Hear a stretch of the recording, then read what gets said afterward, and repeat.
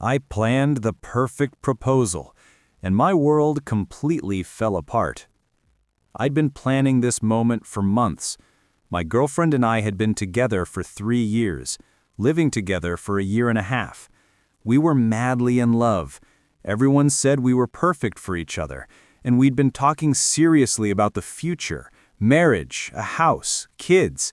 I'd just gotten a great job, the kind that would finally let us start building our life the way we wanted. So naturally, I was planning to propose. I wanted everything to be perfect. I contacted her best friend Leah and asked her to help me in secret.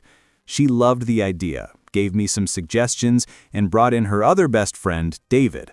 Together, they helped me pick the ring and set up the plan. I rented a cabin in the woods. Elise loves nature, and spent the day before the proposal preparing everything with a friend. Flowers, cameras, the whole works. I went home, ordered her favorite takeout, and acted normal. Saturday morning, Leah invited Elise to brunch at a new, fancy place, a way to get her dressed up without raising suspicion. Leah and David came to pick her up. I called a friend to check that everything at the cabin was ready, then I got dressed, double-checked the camera angles, and waited.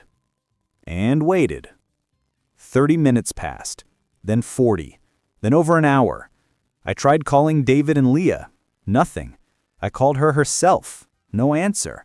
On the next call, Leah answered and immediately started yelling at me, saying I was a horrible person, that I was dead to her, and to never call Elise again. She hung up before I could say anything. I was shocked, confused. My heart was racing. I couldn't understand what had just happened. Soon after, I got a message from Leah saying she and David would come by later to collect Elise's things because she wouldn't step foot in the apartment even if I wasn't there.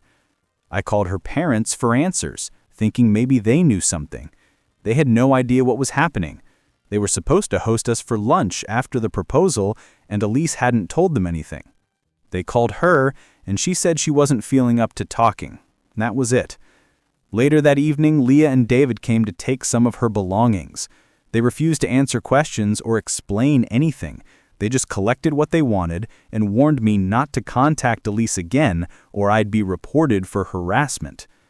My friend stayed with me that night. We stayed up until 4 a.m. trying to make sense of everything.